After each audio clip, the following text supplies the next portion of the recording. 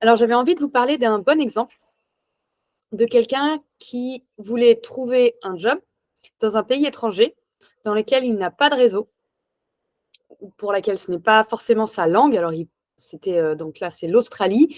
Il parle bien anglais, mais ça reste quand même pas sa langue natale. Il n'y a jamais vécu, donc aucun réseau. Et c'est un pays assez compliqué quand on est européen de trouver un job parce qu'il y a des histoires de visa à avoir. Donc, c'est assez complexe. Donc, je vais vous raconter un peu son histoire parce que je pense que c'est vraiment inspirant et ça peut vous montrer à quel point c'est possible de trouver un job quand on n'a pas de réseau. En fait, donc cette personne, elle s'appelle Reynald. Et en fait, ce qu'il a fait, c'est qu'il est parti 3 mois en Australie parce que c'est la durée que l'Australie donne pour un visa de touriste. Donc, il est parti 3 mois dans l'objectif de trouver un job. Il s'est donné 3 mois pour trouver, et puis s'il ne trouvait pas au bout des 3 mois, eh ben, il abandonnait son idée. Et en fait, ce qu'il a fait, et là, c'est vraiment une super idée, c'est qu'il a contacté tout son réseau qu'il connaît sur LinkedIn, entre autres. Il a fait un post et il a même aussi demandé sur WhatsApp, enfin bon, dans ses réseaux sociaux de façon générale, à toutes les personnes qu'il connaît, s'il connaissait quelqu'un en Australie. Donc moi, j'ai fait partie de ces personnes, évidemment. J'ai passé les contacts de personnes que je connaissais en Australie. Et il a en fait établi une liste de personnes à contacter avec qui il pourrait être mis en contact. Donc ça, il avait ça en amont, avant de partir. Et puis une fois qu'il est arrivé, il a interviewé toutes ces personnes pour voir ce qu'elles faisaient, comment elles avaient éventuellement trouvé un job en Australie, si elles pouvaient répondre à ces questions autour des métiers, des secteurs qui pouvaient l'intéresser lui, et s'ils avaient éventuellement quelqu'un avec qui le mettre en contact.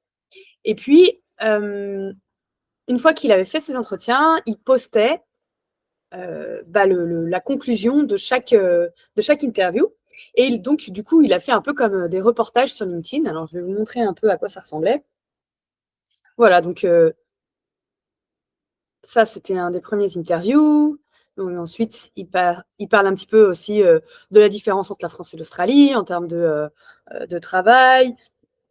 Donc, il fait un peu un reporting de tout ce qu'il découvre pendant qu'il est là-bas. Voilà, un autre entretien, etc., etc. Donc, il en a fait comme ça pas mal. Et voilà, donc je vous montre un peu, hein, il y en a eu quand même pas mal. Et ce qui est intéressant, donc ça a duré 3 mois comme ça. Et ce qui est intéressant, c'est qu'en fait, vers la fin des 3 mois, il y a quelqu'un qui l'a contacté sur LinkedIn en lui disant ton profil m'intéresse, j'ai vu ce que tu as fait sur LinkedIn et ça montre ta capacité de prospection, de vente, et donc ton profil m'intéresse et j'aimerais te faire passer un entretien. Et donc, il a eu le job comme ça. C'est même pas quelqu'un de son réseau, c'est juste quelqu'un qui en fait a suivi ses posts et qui a trouvé la démarche intéressante et qui finalement l'a recruté pour ce qu'il faisait en fait. Il a démontré ce qu'il était capable de faire et c'est pour ça qu'il a été recruté. Donc un bon exemple de montrer que c'est possible de rencontrer du monde et de se créer un réseau quand on n'en a pas à la base. Et voilà, je vous ai montré un petit peu comment une technique que vous pouviez utiliser pour ça. Et la deuxième chose intéressante, c'est que poster sur LinkedIn, parler de ce qu'on sait faire, ça marche et ça permet de trouver un job.